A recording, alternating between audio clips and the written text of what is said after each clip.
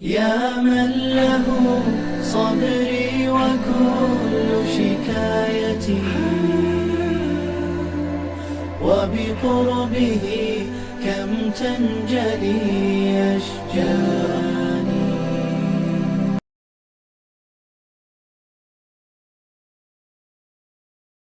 بسم اللہ الرحمن الرحیم وبہ نستعین وصلی اللہ علی حبیبہ سیدنا و مولانا محمد وعلی آلہ وصحبہ اجمعین.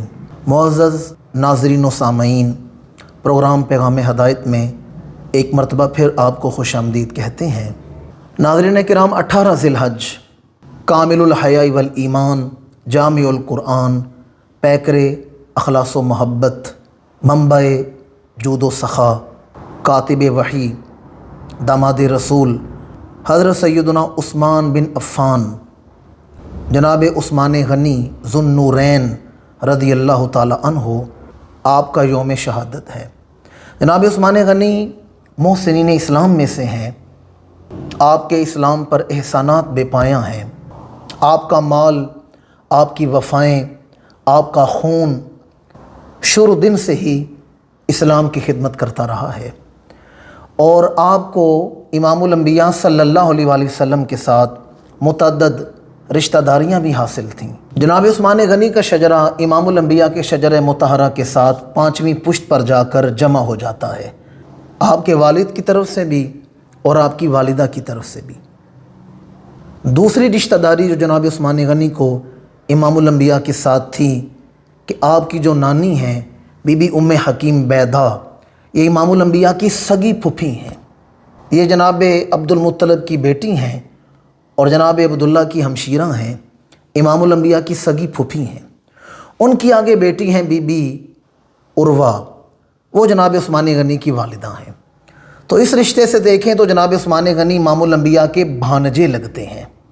اور تیسری رشتہ داری تو ایک ایسی رشتہ داری ہے کہ یہ رشتہ تمام تاریخ نبوت میں کسی کو نصیب نہیں ہوا. انبیاء کرام نے بیٹیاں دی ہیں، لیکن جناب آدم سے لے کر امام الانبیاء تک کسی نبی کی بیٹیاں کسی شخص کے نکاح میں یک کے بعد دیگرے نہیں آئیں سوائے عثمان غنی کے. یہ کائنات کی واحد ایسی شخصیت ہیں کہ جن کے نکاح میں امام الانبیاء کی 2 صاحبزادیاں یک کے بعد دیگرے آ رہی ہیں. آپ کا نکاح بی بی سیدہ رقیہ رضی اللہ تعالیٰ عنہ کے ساتھ ہوا، اور ان کے وصال کے بعد دوسرا نکاح حضرت بی بی سیدہ ام کلثوم رضی اللہ تعالیٰ عنہ کے ساتھ کیا گیا. امام الانبیاء نے فرمایا اگر میری 40 بیٹیاں بھی ہوتیں تو یک کے بعد دیگرے میں عثمان کے نکاح میں دے دیتا. جناب عثمان غنی وہ خوش نصیب ہیں کہ جن کے نکاح میں 2 بیٹیاں امام الانبیاء کی صاحبزادیاں، رسول زادیاں یک کے بعد دیگرے ان کے نکاح میں آئی ہیں. اس لیے آپ کو ذو النورین کہا جاتا ہے، 2 نوروں والا. امام اہل سنت کی مشہور زمانہ نعت قصیدہ نور کا ایک خوبصورت شعر ہے کہ نور کی سرکار سے پایا دوشالہ نور کا، ہو مبارک تم کو ذو النورین جوڑا نور کا. جناب عثمان غنی انتہائی وفا شعار شخصیت تھے. جس دن آپ نے کلمہ پڑھا اس دن سے لے کر آپ کے یوم شہادت تک جب بھی اسلام کو مال کی ضرورت پیش آئی، وفا کی ضرورت پیش آئی، تو جناب عثمان غنی سب سے پہلے آگے بڑھے ہیں اور اپنا مال حضور کے قدموں پہ قربان کر دیا ہے. کوئی بھی موقع آیا ہے تو جناب عثمان غنی نے مال خرچ کرتے ہوئے ہچکچاہٹ کا مظاہرہ نہیں کیا، بلکہ حضور کے نام پر وقف کر دیا ہے. امام طبری نے تاریخ طبری میں آپ کے کلمہ پڑھنے کا واقعہ لکھا ہے کہ جب جناب عثمان غنی نے کلمہ پڑھا تو کلمہ پڑھنے میں آپ کا 4 یا 5واں نمبر ہے، 4 یا 5واں نمبر ہے. آپ جناب سیدنا صدیق اکبر کے دوست تھے، بزنس پارٹنر تھے، کاروبار ان کے سانجھے تھے اور بڑے مخلص اور محبت والے دوست تھے. ایک دن جناب عثمان غنی تشریف لا رہے ہیں، راستے میں جناب صدیق اکبر ملے تو جناب صدیق اکبر نے عثمان غنی کا ہاتھ پکڑ کے فرمایا انک رجل حازم، آپ تو بڑے سمجھدار آدمی ہیں، آپ بڑے ذہین فتین ہیں، سمجھدار آدمی ہیں.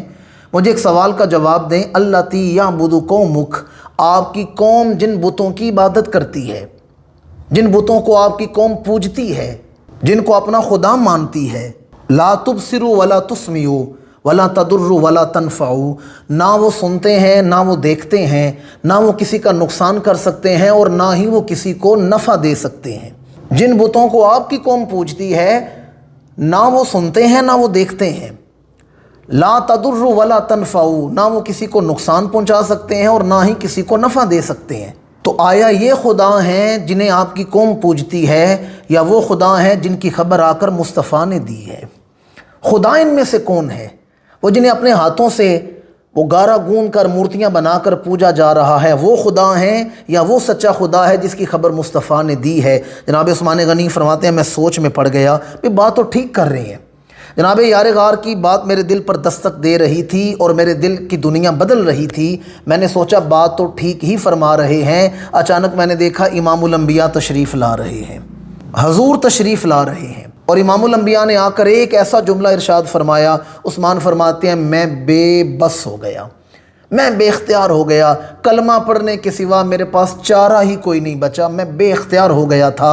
اور امام الانبیاء نے کیا فرمایا تھا؟ فرمایا حضور میرے قریب ہوئے، میرا ہاتھ پکڑ کے فرمایا عثمان اللہ نے جنت میں تمہاری دعوت بنائی ہے، کیا وہ دعوت قبول کرو گے؟ اللہ نے جنت میں تمہاری دعوت بنائی ہے، کیا وہ دعوت قبول کرو گے؟ عثمان فرماتے ہیں میں بے اختیار رو پڑا، اور میں نے رو کے پڑھا اشہد ان لا الہ الا اللہ وحدہ لا شریک لہ واشہد ان محمدا عبدہ ورسولہ صلی اللہ علیہ وآلہ وسلم۔ میں بے اختیار ہو گیا اور بے اختیار ہو کر حضور کا کلمہ پڑھ لیا۔ تو جناب عثمان غنی نے قبول اسلام کیا، تو پھر ہر موقع پر آپ نے اپنا مال خرچ کرنے میں کوئی کسر نہیں اٹھا رکھی۔ کنواں خریدنا ہو، مسجد کی توسیع کرنی ہو، بیواؤں کی مدد کرنی ہو، مسافروں کے لیے مدد کرنی ہو، یا کوئی بھی ایسا رفع عامہ کا کام ہو جہاں اسلام کو آپ کی ضرورت پیش آئی ہے، آپ آگے بڑھے ہیں اور اپنا مال اللہ اور اس کے رسول کے نام پر وقف فرما دیا ہے۔ ہمیشہ اسلام کی خدمت ہی کی ہے۔ ایک دن ایک آدمی امام الانبیاء کی بارگاہ میں حاضر ہوا، یا رسول اللہ میرے گھر کے ساتھ فلاں شخص رہتا ہے جو اپنے آپ کو مسلمان کہتا ہے، تھا وہ منافق۔ یا رسول اللہ وہ اس کا گھر میرے گھر کے ساتھ ہے، تو اس کے گھر میں کھجور کا ایک درخت لگا ہوا ہے جس کی شاخیں میرے گھر میں بھی آتی ہیں، اس کی شاخیں میرے گھر میں آتی ہیں، اور جب اس کا پھل لگتا ہے تو اس کا پھل ٹوٹ کر میرے گھر میں میرے صحن میں بھی گرتا ہے۔ یا رسول اللہ میں غریب آدمی ہوں، میں اپنے بچوں کو روزانہ کھجوریں کھلا تو نہیں سکتا، تو اس کا پھل جب ہمارے گھر میں آ کر گرتا ہے، اگر میرا کوئی بچہ وہ کھجور اٹھا کر منہ میں ڈالتا ہے، وہ دوڑا دوڑاتا ہے اور میرے بچوں کے منہ سے کھجور نکال لیتا ہے، بچوں کے منہ سے کھجور نکال لیتا ہے۔ یا رسول اللہ وہ آپ کا کلمہ گو ہے، اسے بلائیں اور اسے فرمائیں کہ میں اور میرے بچے، میرے اہل خانہ اس کے درخت سے پھل نہیں اتاریں گے، لیکن اگر کوئی پھل خود بخود ہمارے صحن میں گر جائے تو وہ میرے بچوں کے منہ سے آ کر پھل نہ نکالا کرے، میرا سینہ بڑا جلتا ہے اور مجھے اپنی غربت پر بڑا رونا آتا ہے۔ امام الانبیاء نے فرمایا اسے بلایا جائے، اسے بلایا۔ حضور نے فرمایا کہ اگر تو چاہے تو اپنا جو تیرے گھر کے صحن میں درخت لگ گیا ہے وہ درخت مجھے دے دے، اور میں تجھے اس کے بدلے میں جنت میں ایک درخت عطا فرماؤں گا، جنت میں ایک درخت عطا فرماؤں گا۔ اگر تو وہ سودا کرنے کے لیے تیار ہو جائے تو تو اپنے والا درخت مجھے دے دے، میں تجھے جنت میں درخت عطا فرماؤں گا۔ اب وہ پہلی منافق آدمی تھا، اس نے کہاں ماننا تھا، اس نے کہا جی مجھے یہ سودا منظور نہیں، مجھے یہ سودا منظور ہی نہیں۔ وہ اٹھ کے چلا۔ جناب عثمان غنی یہ منظر دیکھ رہے تھے، آپ بھی اٹھے، اس آدمی کے پیچھے چل پڑے، اسے راستے میں روکا اور رو کر کہا جو سودا تجھے اللہ کے رسول دعوت دے رہے تھے، کیا میرے ساتھ اس درخت کا سودا کرے گا؟ کیا وہ درخت مجھے بیچے گا؟ اس نے کہا نہیں عثمان، اگر میں نے درخت بیچنا ہی ہوتا تو امام الانبیاء کے ہاں بیچ دیتا، میں نے وہ درخت نہیں بیچنا۔ جناب عثمان غنی نے فرمایا تو کوئی ذہن تو بنا، کوئی قیمت تو لگا، کوئی ذہن تو بنا۔ اب وہ حریص آدمی تھا، اس نے سوچا میں ایسی قیمت مانگوں گا عثمان دے ہی نہیں سکیں گے۔ اس نے کہا عثمان ٹھیک ہے، میں آپ کے ہاتھ وہ درخت بیچتا ہوں اور میں سودا کرنے کے لیے تیار ہوں، لیکن سودا یہ کرنا ہے کہ آپ اگر مجھ سے ایک درخت لیں گے تو فلاں جگہ آپ کا ایک پورا باغ ہے درختوں کا، کھجوروں کا پورا ایک باغ ہے، کیا اس باغ کے بدلے مجھے یہ درخت لے لو گے؟ پورا باغ ہے کھجوروں کا، کیا اس باغ کے بدلے مجھ سے یہ درخت لے لو گے؟ جناب عثمان غنی آج قیمتی زین بنا کر آئے تھے، آپ نے فرمایا اپنی بات پہ پکا رہ، وہ باغ تیرا ہو گیا، وہ ایک درخت میرا ہو گیا، وہ پورا باغ تیرا ہو گیا اور یہ درخت میرا ہو گیا۔ اس نے کہا عثمان اتنے گھاٹے کا سودا کر رہے ہیں؟ میں نے تو سنا تھا بڑے سمجھدار، ذہین، فتین اور کامیاب بزنس مین ہیں، بڑے اعلیٰ ذہین کاروباری آدمی ہیں، اتنے گھاٹے کا سودا کر لی ہے؟ عثمان مسکرائے، فرمایا تجھے نہیں پتا، آج بھی عثمان نے گھاٹے کا نہیں بڑے نفع کا سودا کیا ہے، بڑے نفع کا سودا کیا ہے۔ اچھا عثمان وہ باغ دے کے نا، وہ درخت کا سودا کر کے حضور کی بارگاہ میں آئے اور آ کے عرض کیا یا رسول اللہ صلی اللہ علیہ وسلم، وہ فلاں آدمی کے ساتھ آپ ایک سودا کر رہے تھے، اگر وہ آپ کو ایک درخت دے، آپ اسے جنت میں ایک درخت دیں گے تو کیا میرے ساتھ وہ سودا فرمائیں گے؟ اگر میں آپ کو وہ درخت خرید کر پیش کر دوں تو کیا بدلے میں مجھے بھی جنت میں درخت ملے گا؟ امام الانبیاء مسکرائے، فرمایا نہیں عثمان، وہ سودا اسی کے ساتھ تھا، تیرے ساتھ یہ سودا نہیں، یہ سودا اسی کے ساتھ تھا، تیرے ساتھ یہ سودا نہیں۔ اگر وہ مجھے درخت دیتا تو میں بدلے میں اسے جنت میں ایک درخت عطا کرتا، اگر تو درخت مجھے خرید کر پیش کرے تو تجھے بدلے میں ایک درخت نہیں دوں گا، جنت میں پورا باغ ہی عطا فرماؤں گا، کیونکہ تو میرے لیے پورا باغ دے کے آ رہا ہے۔ شمع جانتی ہے تاب کتنی پروانے میں ہے۔ فرمایا عثمان اگر وہ ایک درخت دیتا، میں بدلے میں جنت میں ایک درخت دے دیتا، لیکن چونکہ تو میرے لیے پورا باغ دے کے آ رہا ہے تو بدلے میں تجھے جنت میں ایک درخت نہیں دوں گا، پورا باغ ہی عطا فرما دوں گا۔ اور جناب عثمان غنی حلم و حیا کے ایسے پیکر تھے۔ ایک دن امام الانبیاء جلوہ گر ہیں اور حضور اپنے کا شان نبوت میں ہیں کہ دروازے پر دستک ہوئی، فرمایا کون ہے؟ جواب آیا ابو بکر، فرمایا آ جائیں، یار غار تشریف لے آئے۔ تھوڑی دیر بعد دوبارہ دستک ہوئی تو پوچھا کون ہے؟ کہا عمر، فرمایا آ جائیں، عمر بھی آ گئے۔ تھوڑی دیر کے بعد تیسری بار دستک ہوئی، پوچھا کون ہے؟ جواب آیا عثمان، فرمایا ٹھہر جاؤ۔ امام الانبیاء جیسے تشریف فرما تھے، تہبند ٹخنوں سے اوپر تھی اور پنڈلیاں مبارک ظاہر تھیں۔ حضور نے اپنی پنڈلیوں کو ڈھکا، اپنی تہبند کو لٹکا کر پنڈلیوں کو ڈھکا، فرمایا عثمان آ جاؤ۔ عثمان آئے، شیخین بیٹھے ہیں اور کچھ دیر گفتگو فرما کر یہ صحابہ ثلاثہ تشریف لے گئے۔ بعد میں ایک ام المومنین نے پوچھا یا رسول اللہ صلی اللہ علیہ وسلم کیا وجہ ہے؟ ابو بکر آئے آپ نے بلا لیا، عمر آئے آپ نے بلا لیا، عثمان آئے تو پہلے پنڈلیوں کو ڈھکا ہے پھر بلایا ہے۔ فرمایا عثمان وہ ہے جس سے آسمانوں کے فرشتے بھی حیا کرتے ہیں، جس کا حیا آسمانوں کے فرشتے کریں میں بھی اس کا حیا فرماتا ہوں۔ میرا عثمان ایسا شرم و حیا کا پیکر ہے کہ یہ بند کمرے میں بھی کپڑے بدلتا ہے تو ارد گرد چادریں تان کے کپڑے بدلتا ہے، یہ ایسا حیاؤں کا پیکر ہے۔ جناب عثمان غنی رضی اللہ تعالیٰ عنہ حلم و حیا کے پیکر، استقامت و وفا کے پیکر اور جود و سخا کا منبع اور پیکر دل ربا تھے۔ جب یہ آپ کی خلافت کے بعد مدینہ کے کچھ حالات خراب ہوئے تو مسند امام احمد بن حنبل کی حدیث ہے، ایک شخص نے اپنی بھتیجی کو بھیجا، سیدہ کائنات، مخدومہ کائنات، صدیقہ کائنات حضرت بی بی سیدہ عائشہ صدیقہ رضی اللہ تعالیٰ عنہ کے پاس کہ ام المومنین آپ بتائیں عثمان غنی کا آپ کے نزدیک مقام کیا ہے؟ چونکہ اسلام کے خلاف سازشیں شروع ہو چکی تھیں تو پوچھا کہ آپ کے نزدیک جناب عثمان غنی کا مقام کیا ہے؟ سیدہ عائشہ جلال میں آ گئیں، فرمایا جو عثمان کے خلاف بات کر رہا ہے اللہ اس پہ لعنت فرماتا ہے، اللہ اس پہ لعنت فرماتا ہے۔ آپ فرماتے میں نے اپنی آنکھوں سے کئی دفعہ یہ منظر دیکھا، عثمان حضور کے قریب جلوہ گر ہیں کہ حضور پر وحی نازل ہوئی، امام الانبیاء پر وحی اتری اور پھر حضور نے جناب عثمان غنی کو وحی لکھنے کا حکم فرمایا تو پھر حضور نے نام بدل دیے۔ دیکھیں بڑا کوئی پیارا دوست ہو نا تو ہم اس کا نام بدل کے بلاتے ہیں، محبت سے بھی اس کا کوئی نام رکھ دیتے ہیں۔ امام الانبیاء نے جناب عثمان غنی کا نام بدل کر حضور فرمایا کرتے تھے۔ حضور یہ نہیں فرماتے اکتب یا عثمان، بلکہ حضور فرماتے اکتب یا اسیم، اکتب یا اسیم، یوں محبت سے پیار سے بلاتے تھے، عثمان لکھو، عثمان غنی وہی لکھنا شروع کر دیتے۔ سیدہ عائشہ صدیقہ فرماتی ہیں یہ جن ہاتھوں سے عثمان غنی وہی لکھ رہے ہیں یہ وہی کا لکھوایا جاننا اس بات کی دلیل ہے عثمان اللہ کی بارگاہ میں بھی معزز ہیں، رسول اللہ کی بارگاہ میں بھی معزز ہیں۔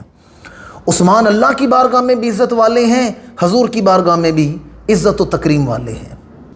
اور مستدرک للحاکم کی روایت ہے، ایک دفعہ امام الانبیاء تشریف فرما ہوئے، صحابہ جلوہ گر ہیں، حضور جلوہ گر ہوئے، تو امام الانبیاء نے فرمایا سارے کھڑے ہو جاؤ، سارے صحابہ کھڑے ہو گئے، فرمایا اب ایک دوسرے کے سامنے کھڑے ہو جاؤ اور اپنا جو زیادہ پیارا دوست ہے نا اسے اپنے سینے سے لگا لو، اپنے بیسٹ فرینڈ کو اپنے سینے سے لگا لو۔ صحابہ کرام جس کے ساتھ کوئی زیادہ دوستی کا تعلق تھا اسے سینے سے لگایا۔ اب ہر صحابی امام الانبیاء کی طرف دیکھ رہے ہیں کہ حضور کسے اپنے لیے منتخب فرماتے ہیں۔ امام الانبیاء تشریف لائے، جناب صدیق اکبر کے سامنے سے گزر گئے، فاروق اعظم کے سامنے سے گزر گئے، حضور حیدر کرار حضرت علی کے سامنے سے بھی گزر گئے، اور جناب عثمان غنی کو قریب بلا کر سینے سے لگا کر فرمایا عثمان انت ولی فی الدنیا والآخرہ، عثمان تو دنیا میں بھی میرا دوست ہے، آخرت میں بھی میرا دوست ہے، تو دنیا میں بھی میرا پیارا ہے اور آخرت میں بھی مجھے بڑا پیارا ہے۔ جناب عثمان غنی دنیا اور آخرت میں اللہ کے رسول کو پیارے ہیں۔ جناب عثمان غنی صلح حدیبیہ کے موقع پر امام الانبیاء 1400 صحابہ کو لے کر گئے ہیں عمرہ ادا فرمانے کے لیے، تو مکہ سے باہر حدیبیہ کے میدان میں ٹھہرے، اہل مکہ کو خبر ملی، انہوں نے پیغام بھیجا کہ اگر آپ لوگوں نے مکہ میں قدم رکھا تو ہم حرم کی حرمت کو بھول جائیں گے اور ہم آپ کو تہہ تیغ کریں گے، آپ پر تلواریں نکالیں گے۔ تو اصحاب رائے نے مشورہ دیا یا رسول اللہ کسی کو اپنا نمائندہ بنا کر اہل مکہ کی طرف بھیجتے ہیں اور انہیں بتاتے ہیں کہ ہم جنگ کرنے تو نہیں آئے، ہمارے پاس نہ اسلحہ ہے نہ تلواریں ہیں، ہم تو آئے عمرہ ادا کرنے کے لیے، لہٰذا ہمیں عمرہ ادا کرنے کی تو اجازت دی جائے۔ اب امام الانبیاء نے تمام صحابہ کی طرف دیکھا، 1400 صحابہ کی طرف دیکھا ہے، اور نگاہ انتخاب جناب عثمان غنی پہ آ کے رکی ہے۔ جناب عثمان غنی کو اپنا سفیر، اپنا نمائندہ بنا کر اہل مکہ کی طرف بھیجا گیا ہے۔ اور یہ تو آپ جانتے ہیں ہمارے ہاں بھی سفیر آتے ہیں، عموماً ہم خبروں میں پڑھتے ہیں سنتے ہیں کہ جی ایران کا سفیر آیا ہے، عرب کا سفیر آیا ہے، جرمن کا سفیر آیا ہے، تو آداب سفارت، یہ سفیر جو ہے وہ حکومت کا نمائندہ ہوتا ہے۔ اب کوئی امریکہ کا سفیر ہے، کوئی پاکستان کا، کوئی ایران کا، کوئی عرب کا، کوئی یورپ کا سفیر ہے، عثمان غنی کس حکومت کے سفیر بن کے جا رہے ہیں؟ عثمان سلطنت مصطفیٰ کے سفیر بن کے جا رہے ہیں۔ اور جب جناب عثمان غنی کو بھیجا گیا ہے، چاہے سفیر کی ذمہ داری کیا ہوتی ہے، یہ سفیر کا مقام و عہدہ کیا ہوتا ہے، سفیر کو حکومت بھیجتی ہے کہ جو تم معاہدہ کر کے آؤ گے، جو وعدہ کر کے آؤ گے، حکومت اسے پورا کرے گی۔ سفیر جو وعدہ کر کے آتا ہے نا، جو معاہدہ پر دستخط کر کے آتا ہے، حکومت اسے پورا کرنے کی پابند ہے۔ امام الانبیاء نے جناب عثمان غنی کو بھیجا ہے، عثمان جاؤ، وعدہ تم کر آنا نبھا کے ہم دکھا دیں گے، وعدہ تم کر آنا پورا ہم کر کے دکھا دیں گے۔ عثمان غنی گئے، اہل مکہ نے آپ کو روک لیا اور کہا عثمان تم آگے ہو تو چونکہ تمہارا یہاں خاندان بھی ہے اور تمہارا ایک عزت دار گھرانہ تھا مکہ میں، لہٰذا ہم تمہارا لحاظ کرتے ہوئے تمہیں عمرے کی اجازت دے دیتے ہیں، لیکن تمہارے نبی کو اجازت نہیں۔ تم عمرہ ادا کرنا چاہتے ہو، یہ سامنے حرم ہے، طواف کعبہ کر لو، حجر اسود کا بوسہ لے لو، مقام ابراہیم کے نفل پڑھ لو، صفا مروہ کی سعی کر لو، تم عمرہ ادا کر لو، تمہارے نبی کو اجازت نہیں۔ معزز سامعین و ناظرین، اب جناب عثمان غنی کا عقیدہ دیکھیں۔ آپ نے فرمایا اہل مکہ کیا سمجھتے ہو عثمان اپنے نبی کو چھوڑ کر کعبے کا طواف کرے گا؟ فرمایا عثمان اس وقت تک کعبے کا طواف نہیں کرے گا جب تک میرا نبی میرے ساتھ نہیں آ جاتا۔ بعض جگہوں پر آپ نے جملہ پڑھا ہوگا میرے لیے اللہ ہی کافی ہے، یہ رکشوں کے پیچھے لکھا ہوتا ہے، دکانوں میں اسٹیکر لگے ہوتے ہیں میرے لیے اللہ ہی کافی ہے، یہ اللہ کے رسول کے لیے ہے۔ یہ سورہ توبہ کی آخری آیات کا حصہ ہے جس کا ترجمہ ہے حسبی اللہ، اللہ کافی ہے، حسبی اللہ، میرے لیے اللہ ہی کافی ہے۔ لیکن اس سے پہلے بھی ایک لفظ ہے فَقُلْ حسبی اللہ، اے محبوب آپ کہہ دیجئے میرے لیے اللہ کافی ہے۔ ہمارا وہی عقیدہ اور ایمان ہے جو جناب صدیق اکبر کا ہے کہ میرے لیے اللہ اور اس کا رسول کافی ہے، چونکہ ہمارے اور اللہ کے درمیان حضور کی نبوت کا واسطہ ہے، حضور اور اللہ کے درمیان کوئی چیز واسطہ نہیں۔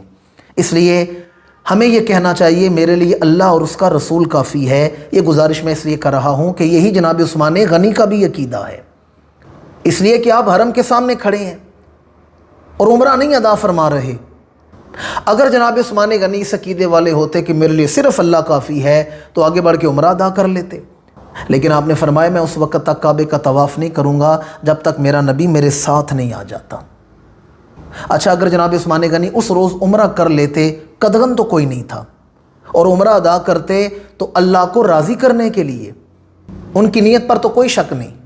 قرآن کہتا ہے یبتغون فضلا من اللہ ورضوانا، صحابہ عبادت کرتے ہیں اللہ کے فضل کے لیے، اللہ کی رضا کے لیے۔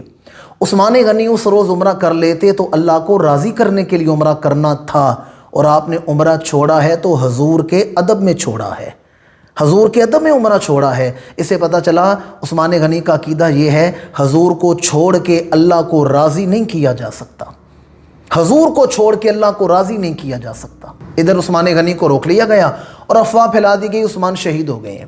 ادھر حدیبیہ میں امام الانبیاء 1500 صحابہ کے ساتھ جلوہ فروز ہیں، تو کسی صحابی نے کھڑے ہو کے عرض کیا یا رسول اللہ عثمان کتنے خوش نصیب ہیں، انہوں نے تو عمرہ ادا فرما لیا ہوگا، طواف کر لیا ہوگا، صحیح کر لی ہوگی۔ ہمارے آقا کریم مسکرائے، فرمایا مجھے یقین ہے میرا عثمان مجھے چھوڑ کر کعبے کا طواف نہیں کرے گا، عثمان میرے بغیر عمرہ نہیں کرے گا۔ حضور کو کتنا مان ہے جناب عثمان غنی پر، اور جناب عثمان غنی نے بھی اس مان پر اپنے آپ کو پورا کر کے دکھایا ہے۔ آپ نے بھی پھر عمرہ نہیں ادا کیا۔ جب یہ خبر پہنچی تو امام الانبیاء نے پھر صحابہ سے بیعت لی ہے، جسے بیعت رضوان کہا جاتا ہے، 1400 صحابہ سے کہ میرے ہاتھ پر وعدہ کرو عثمان کا خون بہا لیا جائے گا، عثمان کا بدلہ لیا جائے گا۔ 1400 صحابہ یوں لائن میں کھڑے ہیں اور حضور کے ہاتھ پر آ کر بیعت کر رہے ہیں۔ جب صحابہ بیعت کر چکے تو اللہ نے فرمایا لقد رضی اللہ عن المؤمنین اذ یبایعونک تحت الشجرہ، محبوب جنہوں نے اس درخت کے نیچے بیٹھ کر آپ کے ہاتھ پر بیعت کی ہے، اللہ ان سے راضی ہو گیا ہے، اللہ ان سے راضی ہو گیا ہے۔ اور پھر قرآن کے لفظوں پر بڑی توجہ کا طالب ہوں، امام الانبیاء کا دست مبارک ہے، صحابہ نے بیعت کی ہے۔ اللہ فرماتا ہے الذین یبایعونک انما یبایعون اللہ، جنہوں نے آپ کے ہاتھ پر بیعت کی ہے انہوں نے اللہ کے ہاتھ پر بیعت کی ہے، انہوں نے اللہ کی بیعت کی ہے۔ اور پھر فرمایا ید اللہ فوق ایدیہم، ید اللہ، اللہ کا ہاتھ۔ قرآن مجید کی متعدد آیات میں اللہ کے ہاتھ کا ذکر ہے، احادیث مبارکہ میں ہے، تو عقیدہ ذہن نشین رکھیں اللہ کا ہاتھ ہمارے ہاتھ کی طرح نہیں، یہ استخوانی ہاتھ، پنجے والا ہاتھ نہیں، وہ ہاتھ جو اللہ کی شان کے لائق ہے، وہ جو دست قدرت ہے جس میں ساری کائنات کی بادشاہی ہے۔ فرمایا میرا ہاتھ ان کے ہاتھوں پر آ گئے ہے۔ اب ذرا وہ منظر دیکھیں کہ پہلے رسول اللہ کا ہاتھ ہے، اوپر صحابہ کے ہاتھ ہیں، اوپر اللہ کا ہاتھ آ گئے ہے۔ تو پھر ایک سوال شعور کے دریچوں پر دستک دیتا ہے، جن کا ہاتھ اللہ پکڑ لے، اللہ کا رسول پکڑ لے، انہیں پھر کوئی نیچا نہیں دکھا سکتا۔ صحابہ وہ ہیں جن کا ہاتھ اللہ نے پکڑ لیا ہے اور اللہ کے رسول نے پکڑ لیا ہے۔ جناب عثمان غنی کتنے قیمتی ہیں، یہ کوئی رسول اللہ سے پوچھے، یہ کوئی قرآن سے پوچھے۔ اور اب جو بات سنانے لگا ہوں اسے امام ابن قدامہ حنبلی رحمۃ اللہ تعالیٰ علیہ نے بھی بیان کی ہے، مستدرک للحاکم میں بھی ہے، اور امام طبرانی نے المعجم الکبیر میں بھی اسے بیان کی ہے۔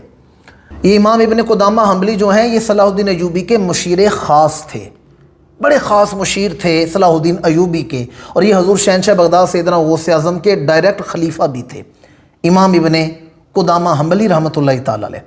آپ کی کتاب ہے الرق والبکا، اس کے اندر آپ نے اس بات کو بیان کیا ہے کہ یار غار رسول، رازدار نبوت، امام المشاہدہ حضرت سیدنا صدیق اکبر رضی اللہ تعالیٰ عنہ، آپ کا دور خلافت تھا، مدینہ منورہ میں خشک سالی ہو گئی، قحط کی صورت پیدا ہونا شروع ہوئی۔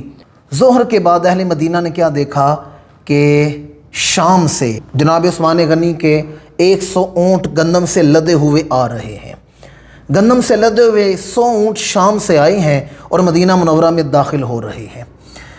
تاجروں کو پتہ چلا تو وہ دوڑے دوڑے آئے جناب عثمان غنی کے پاس کہ عثمان آپ کے 100 اونٹ آئے ہیں گندم سے لدے ہوئے، سینکڑوں من گندم ہے، تو آپ ہمیں اپنا مال دیں، ہم آپ کا مال آپ کو بیچ کر دیتے ہیں، ہم بھی نفع کماتے ہیں، آپ کو بھی نفع کما کر دیتے ہیں۔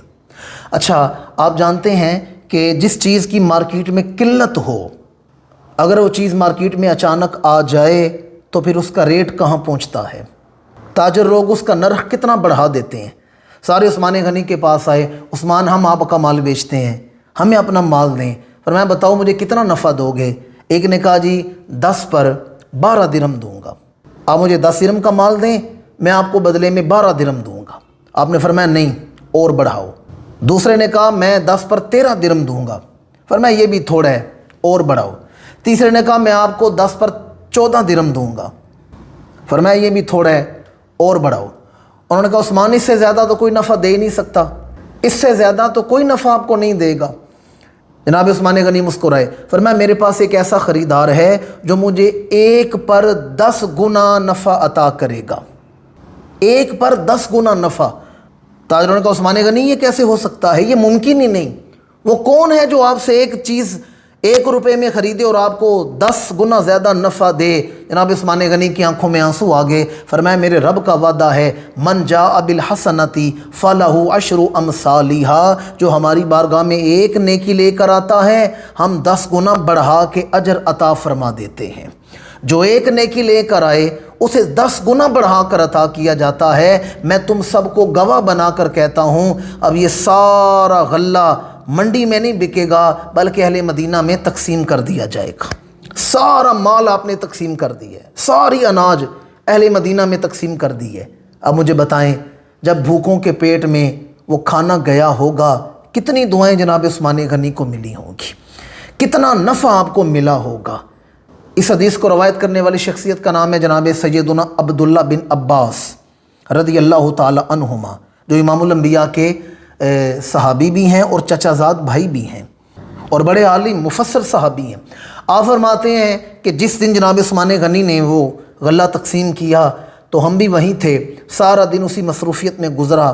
رات میں گیا، جب میں سویا تو میں نے خواب دیکھا کہ اللہ کے رسول جنت میں ہیں اور حضور نے نور کا لباس پہن رکھا ہے، حلۃ من نور، نور کا لباس پہن رکھا ہے۔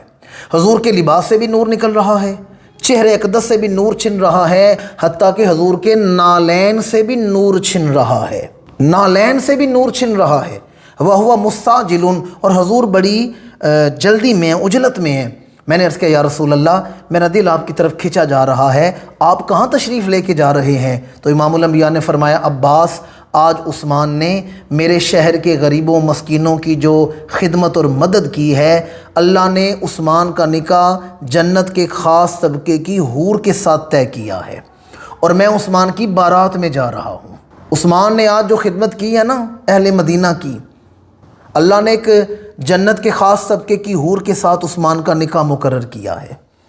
حضور کی حدیث ہے جو اہل مدینہ پر ظلم کرے وہ ایسے مٹ جائے گا جیسے نمک پانی میں گھل جاتا ہے۔ جو اہل مدینہ پر ظلم کرے وہ تو مٹ جائے، تو جو اہل مدینہ پر احسان کرے اللہ اسے کتنا اجر عطا فرماتا ہوگا۔ جناب عثمان غنی نے خدمت کی ہے، اور خدمت کہاں کی ہے؟ مدینہ منورہ میں، اور امام الانبیاء کو کہاں خبر ہو رہی ہے؟ واقف کل دے حالاں دا۔ جناب عثمان غنی نے اہل مدینہ کی خدمت کی۔ اگر آپ کی تمام شخصیت کا احاطہ کرنا ہو تو سینکڑوں کتابیں ہیں، علماء کے جو ہیں وہ اس پر واعظ ہیں، اور ایک پورا لٹریچر ہے، دفتر بھرے ہیں جناب عثمان غنی کی عظمت و فضیلت پر، احادیث کے اور تاریخ کے۔ میں نے تو آپ کی چند ایک وفاؤں کا ذکر کیا ہے اور آپ کا شخصی تعارف کروایا ہے۔ اب آخر میں جناب عثمان غنی کی شہادت، یہ بھی ایک الگ مکمل مضمون ہے۔ بڑی مظلومانہ شہادت ہوئی ہے، انتہائی مظلومانہ شہادت۔ یقین جانیے بڑی شان ہے شہدائے کربلا کی۔ ہماری زندگیاں گزر رہی ہیں کربلا والوں کی استقامت اور استقلال کو اور عظیمت اور شان کو بیان کرتے ہوئے۔ بڑی مظلومانہ شہادت ہیں کربلا والوں کی کہ وہاں 3 دن ان پر پانی دشت نینوا میں بند کیا گیا ہے۔ یہ بڑا ظلم کیا گیا ہے کہ 3 دن خانواد رسول پر پانی بند کیا گیا۔ تو مجھے بتائیں صحرا میں حالت سفر میں جن پر 3 دن پانی بند کیا گیا انتہائی ظلم ہے، تو جس پر 40 دن شہر رسول میں پانی بند کیا گیا ہے، اور ہیں بھی خلیفۃ المسلمین، چاہیں تو بارڈر سے فوج منگا کر دشمنوں کو پسپائی پر مجبور کر سکتے تھے، اور لوگوں نے مشورہ بھی دیا تھا، پر جناب عثمان غنی نے فرمایا میں نہیں چاہتا اپنی ذات کے لیے میں شہر رسول کا امن خراب کروں، اپنی ذات کے لیے میں شہر رسول کا امن خراب کروں۔ جناب عثمان غنی رضی اللہ تعالیٰ عنہ کو مدینہ منورہ میں شہید کیا گیا ہے۔ 40 دن آپ پر پانی بند کیا گیا، آپ کے گھر کا محاصرہ کر لیا گیا، اور عین جب آپ کی شہادت کا موقع قریب آیا تو ایک صحابی جناب عثمان غنی سے ملے اور کہا کہ آپ پیاسے ہوں گے۔ جناب عثمان غنی مسکرائے، فرمایا وہ جو سامنے کھڑکی ہے اس کھڑکی میں مجھے اللہ کے رسول کی زیارت نصیب ہوئی ہے۔ اور امام الانبیاء نے فرمایا عثمان میں جنت میں تیرا انتظار کر رہا ہوں، میں جنت میں تیرا انتظار کر رہا ہوں۔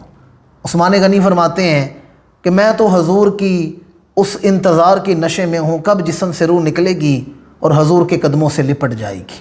اور پھر جب آپ کو شہید کیا گیا تو آپ کی زوجہ مطہرہ بھی زخمی ہوئی ہیں اس حملے میں۔ اور پھر جب جناب عثمان غنی کو شہید کیا گیا ہے اس وقت آپ تلاوت قرآن فرما رہے تھے۔ ایک میوزیم میں وہ نسخہ پڑا ہوا ہے جس پر جناب عثمان غنی کا خون گرا ہے، آپ تلاوت قرآن فرما رہے تھے۔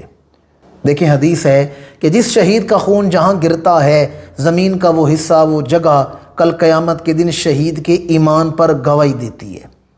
جہاں شہید کا خون گرتا ہے وہ قیامت کے دن ایمان پر گواہی دیتی ہے، شہادت پر گواہی دیتی ہے۔ میں سوچ میں پڑ گیا کہ کسی کی شہادت کی گواہی میدان کربلا دے گا، کسی کی شہادت کی گواہی میدان بدر دے گا، احد دے گا، خیبر دے گا، خندق دے گا، کسی کی شہادت کی گواہی موتا اور یرموک کے میدان دیں گے۔ عثمان غنی کتنے خوش نصیب ہیں، ان کی شہادت کی گواہی خود اللہ کا قرآن بیان فرمائے گا۔ قرآن بتائے گا عثمان کتنی عظمت اور شان والے تھے اور کس جذبے کے ساتھ انہوں نے اللہ کی بارگاہ میں شہادت پیش کی ہے۔ جناب عثمان غنی کی 18 ذی الحج آپ کی شہادت ہوئی، اللہ نے بڑے عظیم رتبے مقام مرتبے عطا فرمائے۔ تو ازحد کوشش کریں کہ اپنے گھروں میں 18 ذی الحج ختم پاک کا اہتمام کیا جائے، اصال ثواب کا اہتمام کیا جائے۔ اللہ کریم جناب عثمان غنی کے زہد و ورع للہیت خشیت کا صدقہ ہمیں بھی وہ جذبہ حب دین عطا فرمائے جو جناب عثمان غنی کو عطا فرمایا تھا۔ ان کے سینے کی کچھ خیرات اللہ ہمیں بھی عطا فرما دے۔ ناظرین کرام، اب وقت ہوتا ہے آج کے وظیفے کا۔ کسی دوست نے وظیفہ پوچھا کہ میاں بیوی میں اختلاف رہتا ہے، آپس میں ناچاکی رہتی ہے، تو باہمی محبت کے لیے کوئی وظیفہ بتائیں۔ تو میاں بیوی کی باہمی محبت کے لیے ایک وظیفہ ہے کہ صبح شام نماز فجر اور مغرب کے بعد اول اور آخر 11 دفعہ درود شریف پڑھ کے ایک تسبیح پڑھنی ہے، بسم اللہ الواسع جل جلالہ، بسم اللہ الواسع، آخر میں آئین آتا ہے واسع جل جلالہ۔ یہ ایک تسبیح صبح و شام پڑھیں، یا پھر رات سونے سے پہلے اول اور آخر درود شریف پڑھ کے 11 دفعہ ایک تسبیح پڑھ لی جائے، یا حنان یا حلیم، یا حنان یا حلیم، یہ عمل کیا جائے تو اللہ تعالیٰ دلوں میں لطافت پیدا فرما دیتا ہے اور باہمی اتفاق و محبت کی فضا پیدا ہو جاتی ہے۔ اسی کے ساتھ آج کے پروگرام کا وقت مکمل ہوتا ہے، ہمیں اجازت دیجیے۔ اللہ تعالیٰ پاکستان کا حامی و ناصر ہو، اللہ تعالیٰ ہمارا حامی و ناصر ہو۔ السلام علیکم ورحمۃ اللہ تعالیٰ وبرکاتہ۔ یا من له صبری وكل شکایتی وبقربه كم تنجلي أشجار